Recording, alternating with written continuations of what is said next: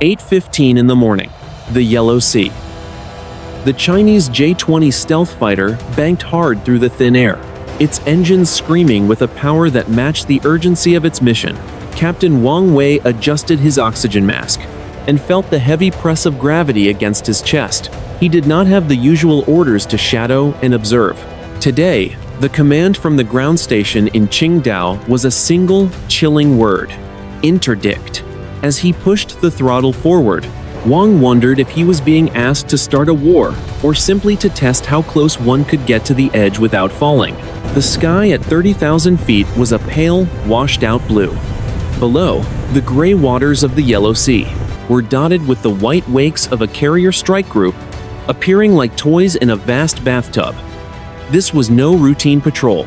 It was a high-stakes chess match played with multi-million-dollar machines and the lives of those inside them. 40 miles to the east, an American RC-135 Rivet Joint cruised on a predictable, steady path. It was a massive, four-engine aircraft, bristling with antennas and filled with analysts. They were there to listen. They were there to watch. Normally, these encounters were professional and distant.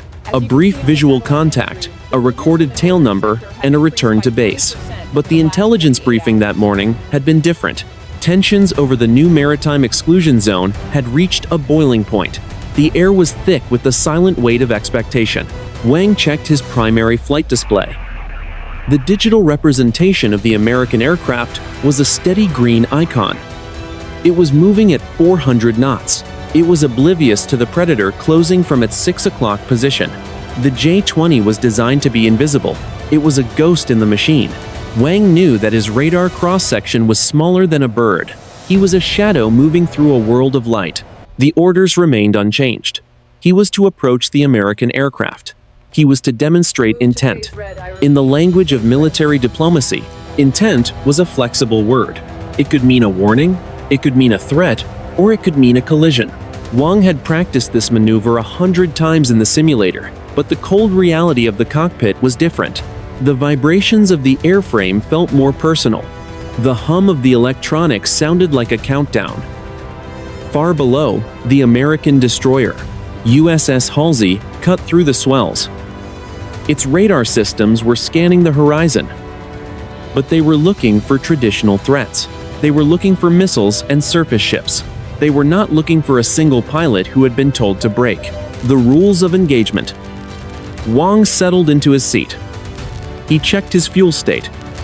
He checked his weapon systems. They were cold. He was the weapon today. The kinetic energy of his 25-ton fighter was more than enough to resolve the dispute. He took a deep breath. The oxygen was cold and dry. He keyed his radio, but he did not speak. There was nothing left to say that the flight path would not say for him. The American plane was now only 20 miles away. On its current course, they would meet in less than 3 minutes.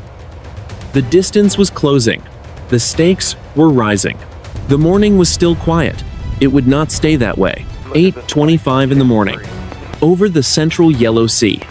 Inside the cramped, windowless cabin of the American RC-135 reconnaissance aircraft, the atmosphere shifted instantly. Major Sarah Jenkins, the mission crew commander, felt the change before she heard it. The steady hum of the 4 engines was joined by the rhythmic chirping of the electronic warfare suite. It was a sound she had heard 1,000 times. But today, the pitch was different. It was sharper, more urgent. A senior sensor operator at the back of the plane spoke into the internal loop. Major, I have a faint return. Bearing 275. Altitude 30,000 feet. Sarah leaned over his shoulder. The screen showed a flickering green pulse. It was there for a second, then gone. Then it reappeared, 5 miles closer than it should have been. The speed was incredible. The object was moving at nearly Mach 1.2. It was not a civilian flight. It was not a standard patrol. Classify the contact, Sarah ordered. Her voice was flat and professional. The operator adjusted his controls. It is a low observable airframe, ma'am. No transponder. No active radar emissions.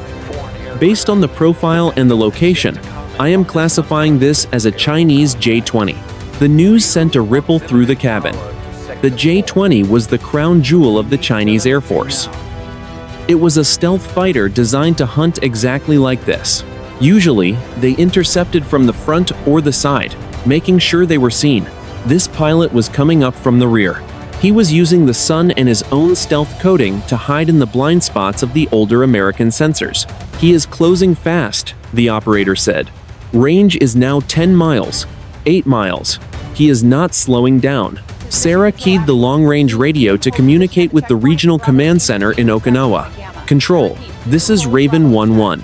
We have an incoming interceptor. Designate as a J-20. The approach is aggressive. Vector is non-standard. We are maintaining course and altitude. The response from the ground was immediate. Copy, Raven 1-1. We are monitoring. Be advised, there are high-level naval exercises in your sector. Sarah looked at the small monitor at her station. The distance between the two aircraft was evaporating. In the world of high-speed aerial intercepts, at their current closing speed, the Chinese fighter would be on their wing in less than a minute. Miles away, in the cockpit of the J-20, Captain Wang Wei was focused. The American aircraft looked like a lumbering whale on his digital display. It was a massive target, slow and predictable. He could see the heat signatures of its 4 engines. He could see the jagged edges of its specialized antennas.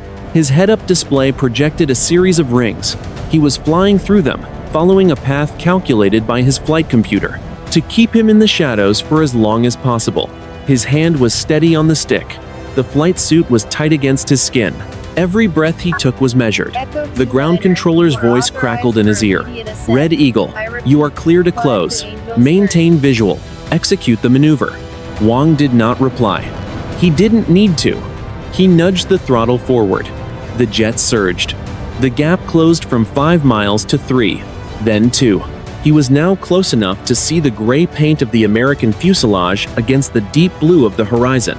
On board the Rivet Joint, the pilots felt the first tremor of wake turbulence. It was a subtle vibration, a shivering of the airframe, that told them someone was very close. The sensor operator's voice rose an octave. Major, he is inside 1 mile. He is right behind us. The aircraft bucked. A shadow passed over the cockpit windows. It was a flash of dark metal and twin tail fins. The Chinese fighter had arrived.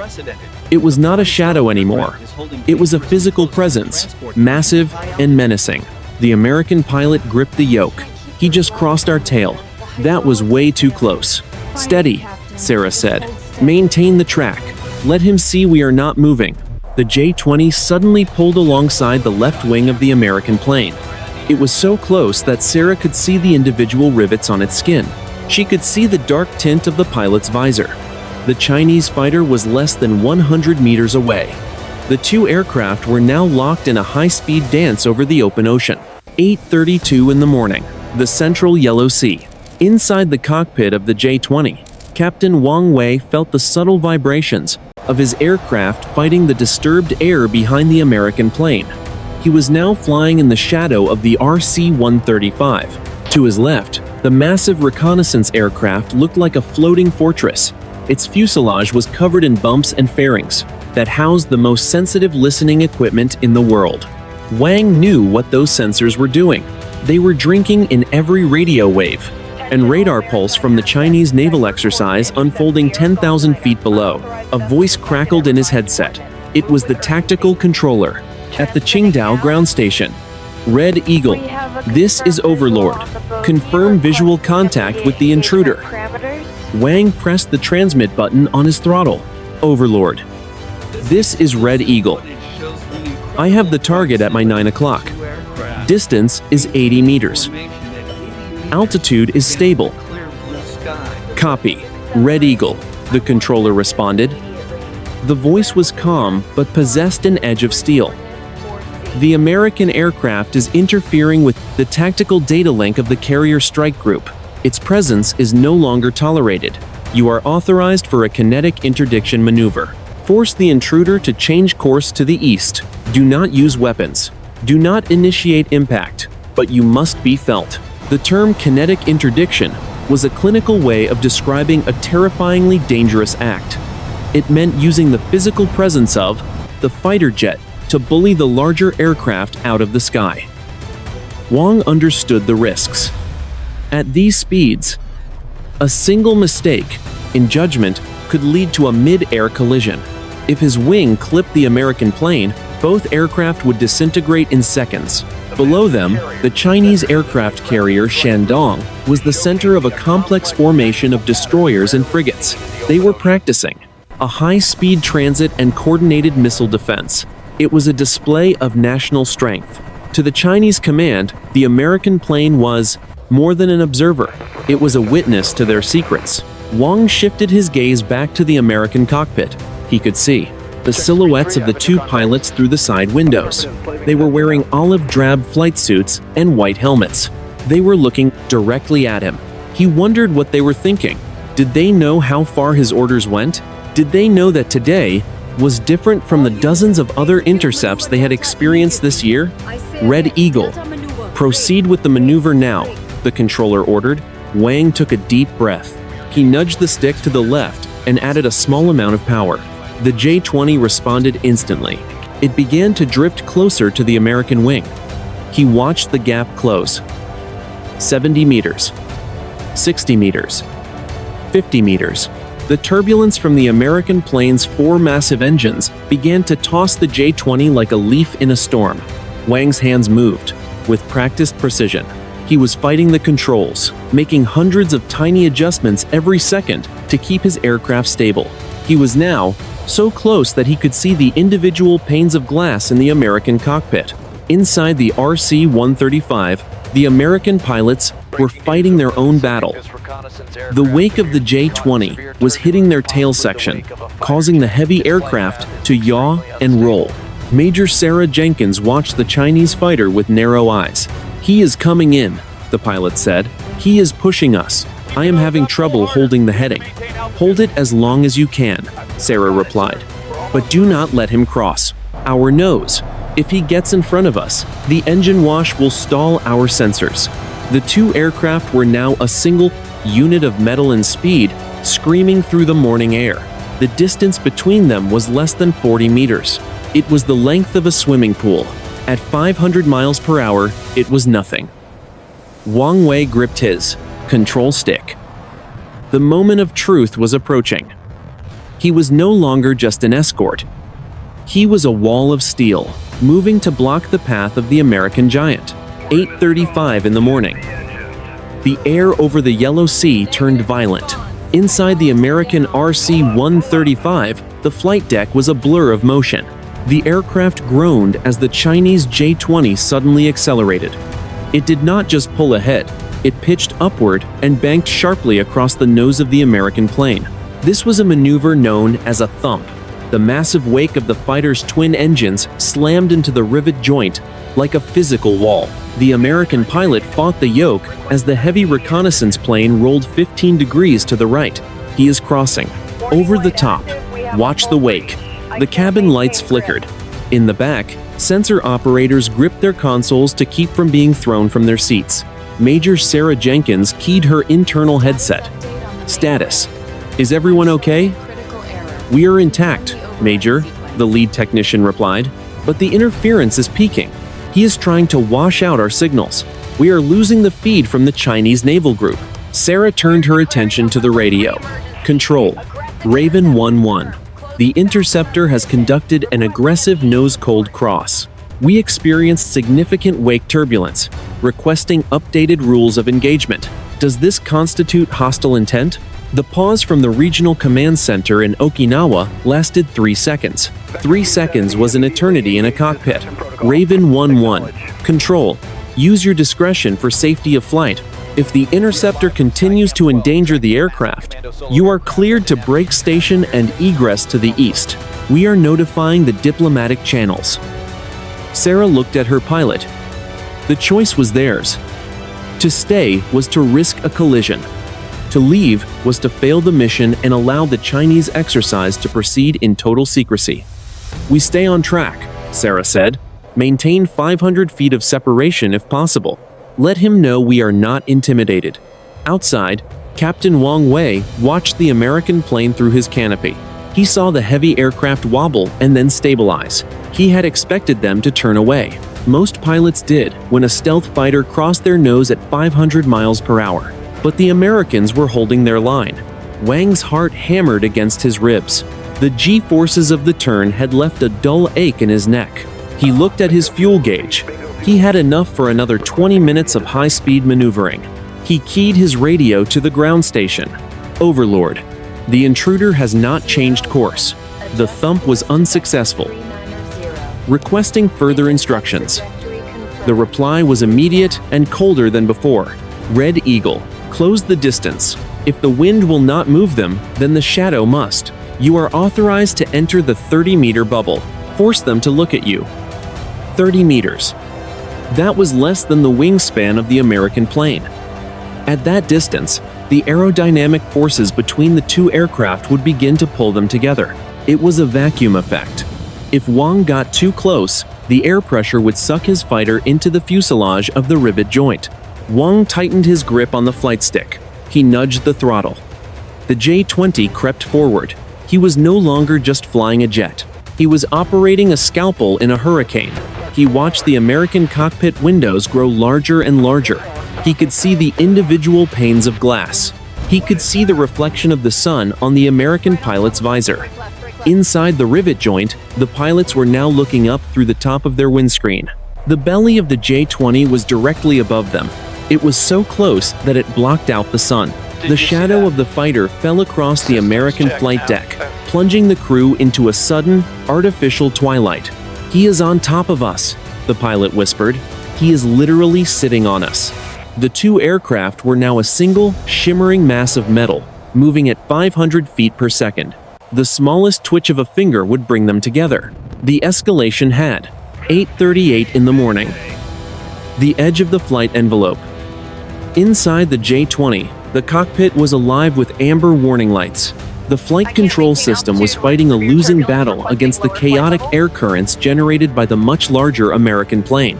Captain Wang Wei gripped the control stick with both hands, his knuckles white against the dark leather of his gloves. His pulse was 140 beats per minute. Every muscle in his upper body was taut, braced for the sudden, violent lurches of his aircraft. The distance was now 25 meters.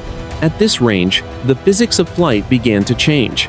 The high-pressure air flowing over the massive wings of the RC-135 was creating a vacuum effect, a literal suction that wanted to pull the smaller fighter into the side of the reconnaissance plane. Wang could feel the J-20 sliding toward the American fuselage as if drawn by a magnet. He countered with a sharp jab of right rudder, feeling the jet shudder under the strain. "Overlord, I am at 25 meters, Wang reported. His voice was strained, the words clipped by the effort of breathing against the G-forces. The ground controller's voice was devoid of emotion. "Maintain. If they do not turn, you will move to 15 meters. They must be forced to choose between their mission and their lives." Wang Wei stared through the canopy. He was so close now that he could see the individual rivets on the American plane's engine nacelles. He could see the soot from the exhaust of the number 2 engine. To his left, the American pilot was no longer just a silhouette. He was a man with a name and a family, staring back at him with a look of grim determination. They were two professionals, separated by 25 meters of freezing air and a lifetime of conflicting ideologies. Inside the RC-135, the flight deck was a theater of controlled chaos. The yoke was vibrating so violently in the pilot's hands that it blurred. Major Sarah Jenkins watched the structural integrity monitor. The stress on the left wing was climbing toward the red line. The turbulence from the Chinese fighter was literally trying to tear the wing off the aircraft. "Major, we are losing lift on the left side," the pilot shouted, over the roar of the engines. "He is too close. The aerodynamic interference is destabilizing our trim. If he comes any closer, I cannot guarantee I can keep us level." Sarah looked at the radar screen. They were still on their assigned track. They were exactly where they were supposed to be. But the Chinese fighter was now a physical obstruction. It was no longer a shadow. It was a barricade. "Control, Raven 1-1, Sarah said into the radio. Her voice remained steady, though her heart was hammering. The interceptor has closed to 25 meters. We are experiencing severe structural vibration. We are nearing a flight safety emergency, requesting immediate permission to bank east. The response from Okinawa was delayed by a burst of static. Raven 1-1. Negative. You are in international airspace. Continue the mission. We have a carrier strike group launching 2 F-35s to provide support. ETA is 12 minutes. 12 minutes. Sarah looked at the J-20. 12 minutes was a lifetime when the distance was measured in meters. She saw the Chinese pilot adjust his position. He was moving in again. The gap was closing. 22 meters. 20. He's not stopping, the American pilot gasped. Sarah, he is going to hit us. Outside, Wang Wei pushed the throttle forward a fraction of an inch. The J-20 crept closer. He was now so close that the wingtip of his fighter was overlapping the horizontal stabilizer of the American plane. One sudden gust of wind, one sneeze, one mechanical hiccup, and both aircraft would become a cloud of debris over the Yellow Sea. Both sides had committed. The point of no return was disappearing in the rearview mirror. 8:39 in the morning. The air between the two aircraft had become a solid, compressed mass. At these speeds and this proximity, the atmosphere no longer flowed. It pushed, it shoved. The J-20 was now 15 meters from the American wing. The aerodynamic suction was a physical force, a giant, invisible hand pulling the fighter toward the heavy reconnaissance plane. Captain Wang Wei fought the controls with every ounce of his strength. His forearms ached. His jaw was locked so tight it pained him. His vision narrowed until the world consisted only of the small patch of gray metal and rivets directly in front of his canopy. 14 meters, Wang whispered to himself. He was no longer reporting to the ground. He was narrating his own potential death.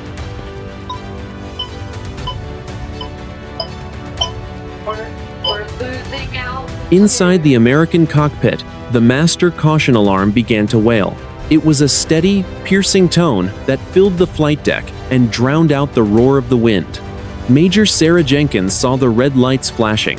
Across the primary flight display, the left wing was losing lift. The massive J-20 was acting like a spoiler, robbing the RC-135 of the air it needed to stay level. The heavy aircraft began to roll slowly, inexorably, toward the Chinese fighter. Correcting, I am losing the wing, the American pilot yelled. He shoved the yoke hard to the right, using full deflection of the ailerons. 8:39 and 30 seconds in the morning. The RC-135 bucked like a living thing. The tail section swung in a violent yaw. For a fraction of a second, the two aircraft were nearly touching. The wingtip of the J-20 passed inches beneath the American fuselage. The wake turbulence slammed into Wang Wei's canopy with the sound of a sledgehammer hitting glass. The fighter lurched. Wang's head snapped back against the seat. He recovered instantly, his hands moving with the muscle memory of 1,000 flight hours. Wang Wei saw the American pilot's face clearly now. The man was no longer a silhouette or a distant figure. He was close enough to see the moisture on his brow and the tension in his neck. The American looked back. For one heartbeat, their eyes met across the void. It was a moment of pure, shared humanity in a landscape of cold technology. The J-20 pilot felt a surge of ice-cold adrenaline. This was the absolute limit. This was the edge of the world. 8:39 and 50 seconds in the morning. The ground controller's voice returned, sounding 1,000 miles away. Red Eagle. The target has not diverted. Execute the final close. Reduce distance to 5 meters. 5 meters. It was an impossible order. It was a suicide mission.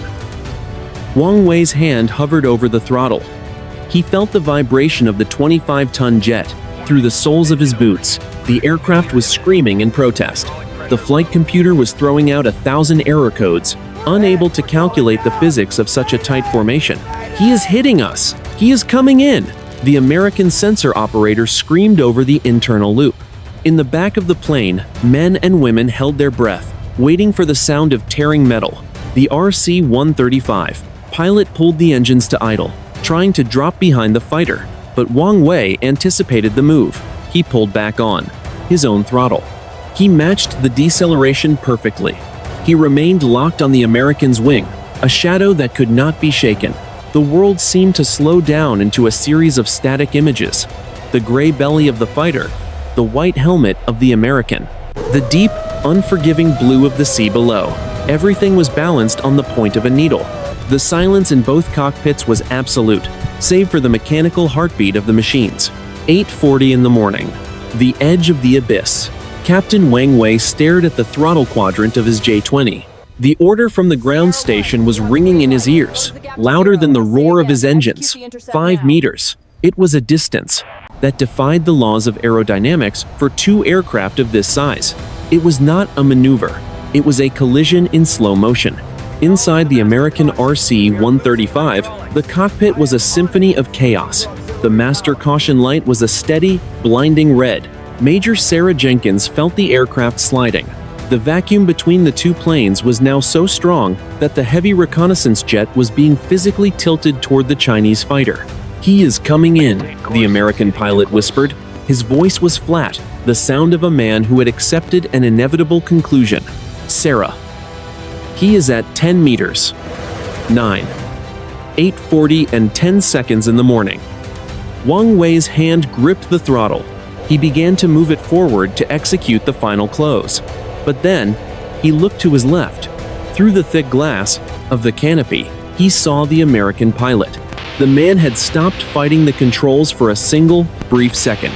He had turned his head. He was looking directly at Wang. There was no anger in the American's expression. There was only a profound, silent realization. In that moment, the pivot happened. Wang Wei felt a sudden, sharp clarity that bypassed his training and his orders. If he moved 5 meters closer, the air pressure would vanish. The two jets would merge into a single ball of fire and falling metal. Hundreds of millions of dollars in technology and 24 human lives would vanish because of a word spoken by a man sitting in a safe, air-conditioned room in Qingdao. Wang Wei did not push the throttle forward. Instead, he did something entirely unexpected. He pulled it back. The J-20's engines let out a deep, guttural moan. As the fuel flow decreased, the fighter did not break away. It did not dive. It simply settled. It sat exactly 70 meters off the American's wing. The suction effect broke. The violent shaking of the RC-135 stopped instantly. The American aircraft leveled out, its wings returning to a stable, horizontal plane. 8:40 and 20 seconds in the morning. For the next 16 seconds, time seemed to freeze over the Yellow Sea. The two aircraft flew in a perfect, eerie formation. There was no aggressive maneuvering. There were no thumps or wakes. Wang Wei sat on the American's wing, his visor turned toward the RC-135. He was close enough to see the American crew standing at the small porthole windows in the fuselage. They were staring back at him. Inside the American plane, the silence was absolute. The alarms had stopped. The only sound was the steady drone of the 4 engines. Sarah Jenkins watched the Chinese pilot. He wasn't moving. He was just there. "What is he doing?" the pilot asked. His voice was trembling with the release of adrenaline. "He is waiting," Sarah said. She didn't know how she knew, but she felt it. "He chose not to hit us." In the J-20, the ground controller's voice was screaming in Wang's ear. "Red Eagle, why have you stopped? Close the distance. Execute the order immediately."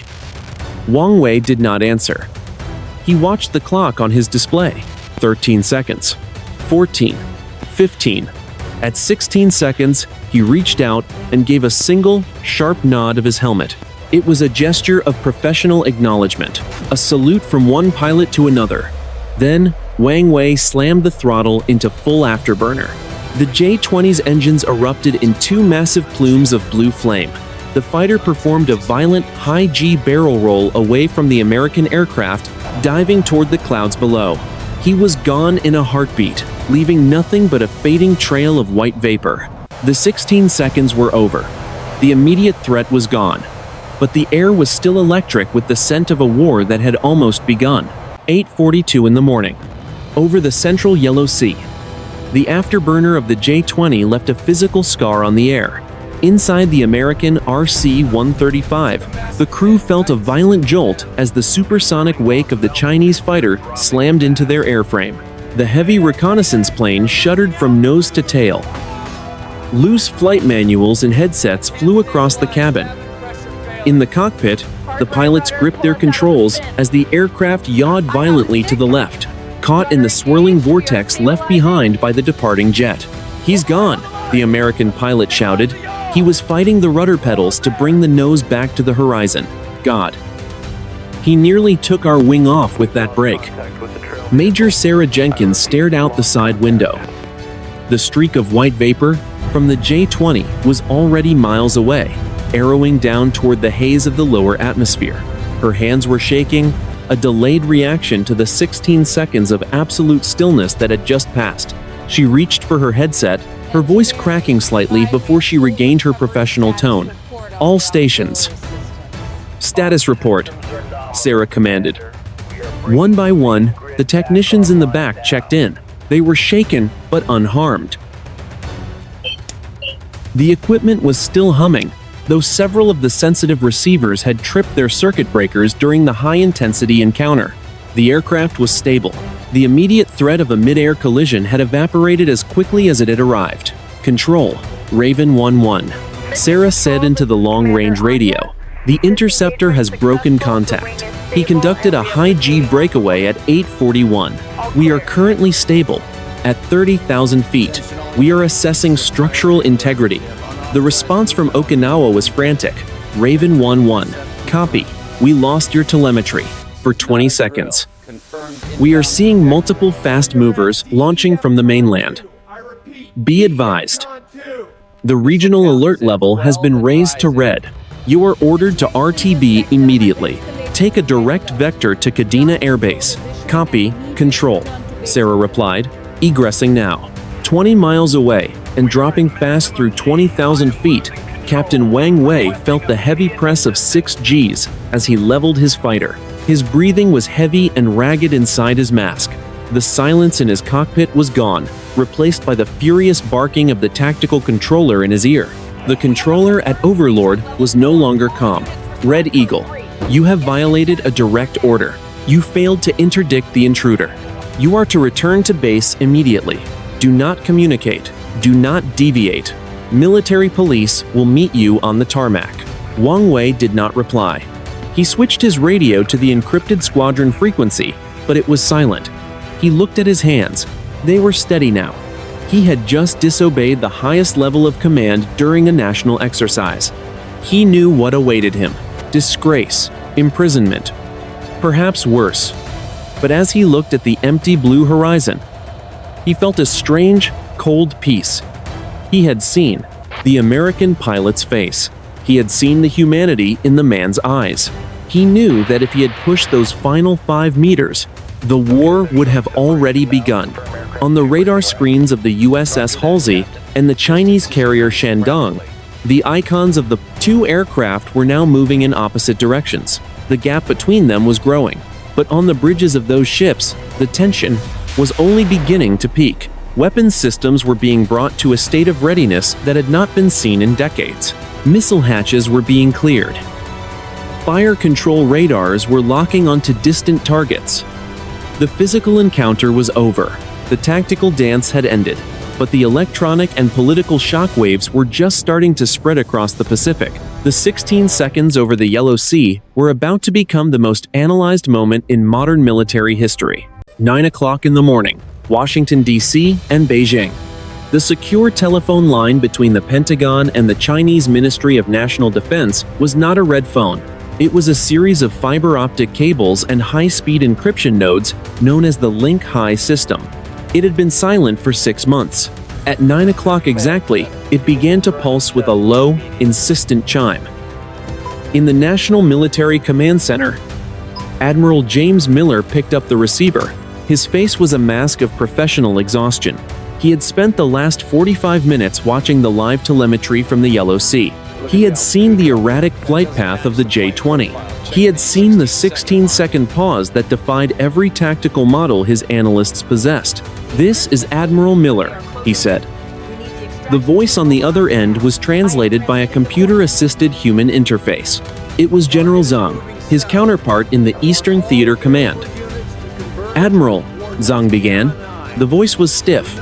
"We are calling to report a serious violation of our sovereign airspace by your RC-135 aircraft.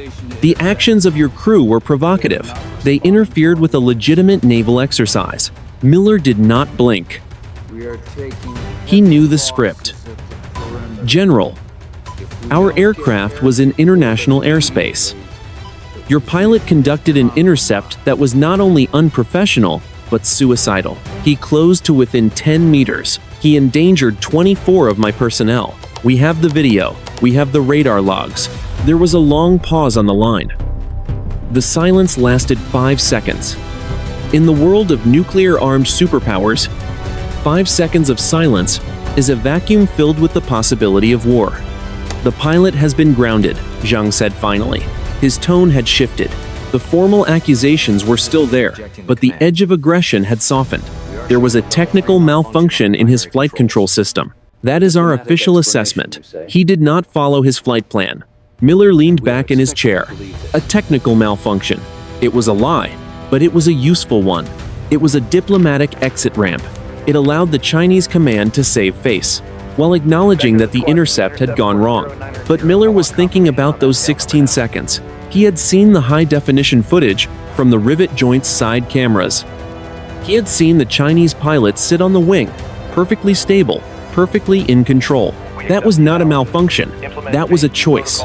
"We accept your assessment for the moment, General," Miller said, "but my carrier strike groups are remaining on high alert. If another aircraft closes within 5 miles of our formation, we will treat it as a hostile act. Is that understood?" "It is understood," Zhang replied.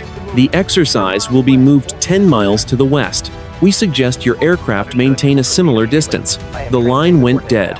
Miller handed the receiver to an aide. He looked at the large screen at the front of the room. The icons of the Chinese ships were beginning to shift. They were turning away from the American reconnaissance track. "They are backing off," the aide whispered. "They are resetting," Miller corrected. "But someone needs to find out what happened in that cockpit.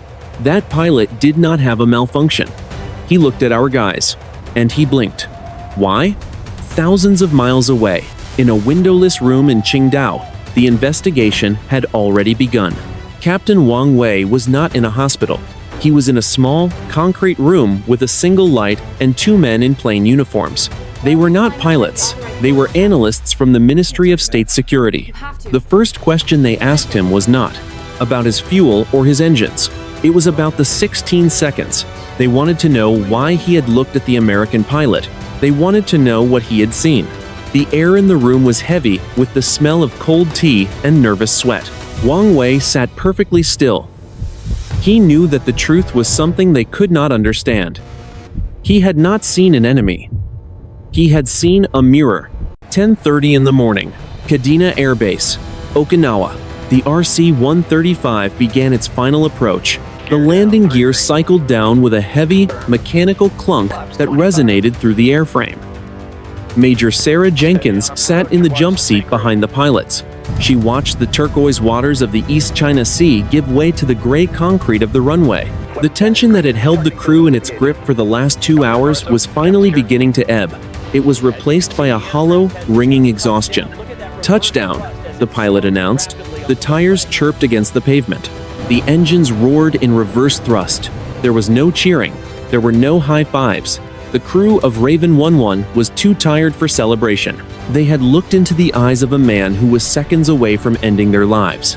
They had felt the vacuum of a stealth fighter trying to pull them into the abyss. As the aircraft taxied toward a secluded hangar, Sarah saw the black government vehicles waiting for them.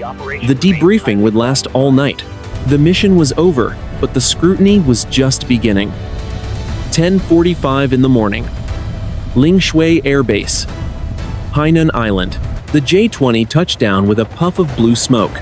Captain Wang Wei deployed the drag chute. He felt the sudden deceleration pull him forward against his shoulder straps. He taxied past rows of hardened hangars, his eyes fixed straight ahead. He did not look at the ground crews or the other pilots watching from the flight line. He knew he was a dead man walking. He shut down the engines. The high-pitched whine of the turbines faded into a heavy, humid silence. Wang sat in the cockpit for a long minute, his hands still resting on the controls. He took off his helmet. His hair was matted with sweat. He looked at the canopy glass, where the reflection of the American plane had been burned into his memory. A group of armed guards and two high-ranking officers waited at the bottom of the boarding ladder. Wang Wei stood up and climbed out. He did not wait for them to speak. He simply surrendered his flight log and walked toward the waiting transport. He had saved the world from a war it was not ready for, and he suspected his reward would be a cell without a window. 11 o'clock in the morning. The Yellow Sea. The carrier strike groups were now 60 nautical miles apart. The USS Halsey had deactivated its fire control radars. The Chinese destroyers had returned to a standard cruising formation. On the tactical displays in both command centers, the red icons had turned back to amber. The immediate crisis had passed. The missiles remained in their tubes. The torpedoes stayed in their racks. The ocean was once again a place of quiet competition rather than active combat. But the silence felt different now. It was heavier. The incident was being classified at the highest levels in both capitals. To the public, it would be reported as a minor navigational error. To the military, it was a warning. Both sides had seen how easily a single pilot could collapse the fragile architecture of global peace. The morning had started with an order to strike, it ended with a choice to live.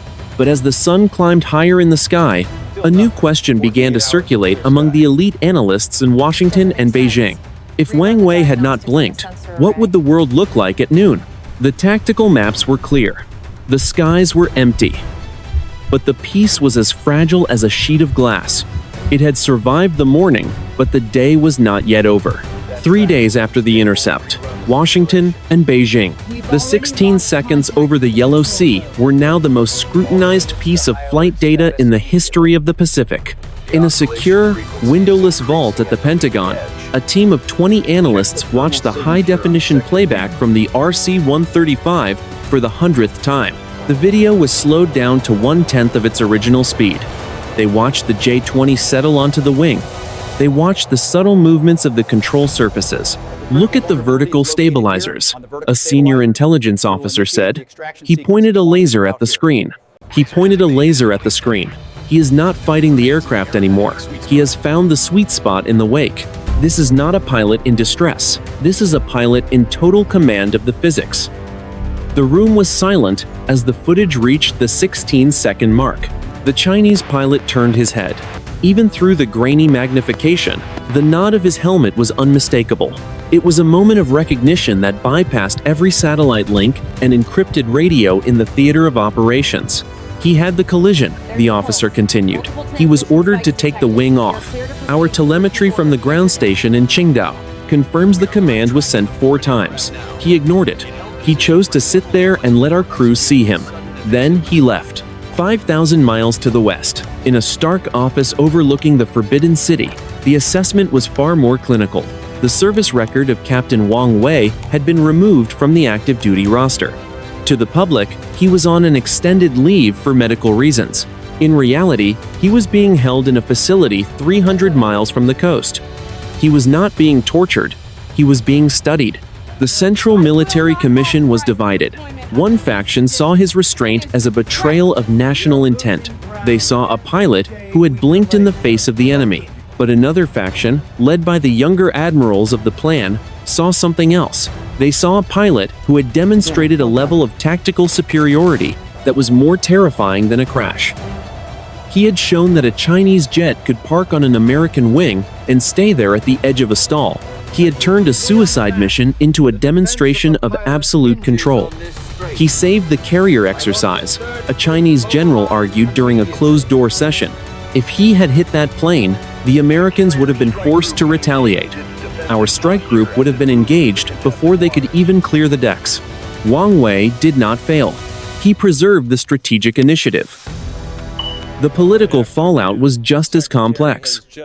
Both nations had officially scrubbed the incident from their public briefings. There were no press releases about the close call. There were no televised protests. Instead, there was a sudden, quiet shift in the maritime protocols. The American reconnaissance flights began to stay 15 miles further east. The Chinese intercepts became more predictable, less erratic. Both sides had seen the abyss, and both sides had stepped back. But for the crew of Raven 11, the aftermath was personal. Major Sarah Jenkins sat in the base chapel at Kadena Air Base. She was not a religious woman, but she found herself staring at the flickering candles. She could still feel the vibration of the J-20 in her teeth. She could still see the dark visor of the man who had held her life in his hands for 16 seconds. He didn't want to die, her pilot said, sitting in the pew beside her. And he didn't want to kill us. It is that simple, Sarah. It is never that simple in this part of the world, Sarah replied. He is probably in a cage right now because he gave us those 16 seconds. The pilot nodded slowly. Maybe, but I keep thinking about that nod he gave us. That was not a surrender. That was a warning. He was telling us that next time, it might not be him in the cockpit. The analysis continued. The reports were filed into top-secret folders that would not be opened for 50 years. The world moved on, unaware of how close the clock had come to midnight. The Yellow Sea was once again a vast, empty blue. But the silence of the morning was no longer a sign of peace. It was a sign of a high-stakes game that had just entered a new, much more dangerous phase. 1 month later, 2:30 in the afternoon, the Naval War College in Rhode Island. Inside a tiered lecture hall filled with high-ranking officers, a single frame of grainy cockpit video was frozen on the main screen. It showed the side profile of a J-20 fighter, its dark gray skin shimmering under the high-altitude sun. The image was so sharp that the individual panels of the stealth coating were visible. The instructor, a retired admiral with 30 years of carrier experience, tapped a wooden pointer against the screen. "This is the moment of the 16-second pause," the admiral said. His voice echoed in the silent room. "We have analyzed the telemetry from every sensor in the 7th Fleet. We have run 3,000 simulations of this encounter. In 2,994 of those simulations, the result is a mid-air collision. The fact that we are sitting here today, rather than coordinating a search and recovery mission in the Yellow Sea, is due to a variable that no computer can predict." He paused, looking at the faces of the future commanders. It was not the flight control software. It was not the stealth technology. It was a human being who decided that his orders were less important than the survival of his opponent. In the age of hypersonic missiles and autonomous drones, we often forget that the final failsafe is still a man in a cockpit, halfway around the world, in a quiet coastal village far from any military installation. A man sat on a wooden bench overlooking the East China Sea. He was dressed in civilian clothes, a simple jacket and trousers. He had no rank insignia. He had no medals. To the neighbors, he was just a relative of a local official, recovering from a long illness. He spent his days watching the horizon, his eyes tracking the silver glints of commercial airliners as they crossed the high-altitude corridors. Captain Wang Wei was no longer a pilot. His wings had been taken, and his name had been erased from the active duty roster of the People's Liberation Army Air Force. He was a man without a profession, living under a silent, permanent watch. But as he felt the sea breeze against his face, he did not feel the weight of regret. He remembered the 16 seconds. He remembered the look in the American pilot's eyes. He knew that somewhere in the United States, that man was going home to his family because of a choice made in a heartbeat. The geopolitical landscape had shifted because of those 16 seconds. The hotlines between Washington and Beijing were now tested every 24 hours. New protocols for aerial intercepts had been drafted and signed in secret. The gray zone was still dangerous, and the competition for the Pacific was still fierce, but a new layer of caution had been added to the tactical manuals. Both sides had seen how close they were to the flame, and both sides had felt the heat. Military analysis would later define this era as the Age of Restraint. It was a period where the most advanced weapons in history were used not to destroy, but to demonstrate a capability that stayed just short of catastrophe. The lesson of the Yellow Sea was a paradox. To be truly powerful, a nation had to prove it had the strength to strike and the discipline to pull back. The sun began to set over the water, casting long, golden shadows across the sand. The Yellow Sea was calm. The carriers were back in port. The reconnaissance planes were flying new, safer routes. The world was at peace, but it was a peace built on the memory of a near miss. Modern warfare is not decided by the first shot. It is decided by the man who chooses not to fire at all. As the light faded from the sky, the silence was total. It was the same silence that had held the air over the ocean for 16 seconds. A silence that was more powerful than any explosion.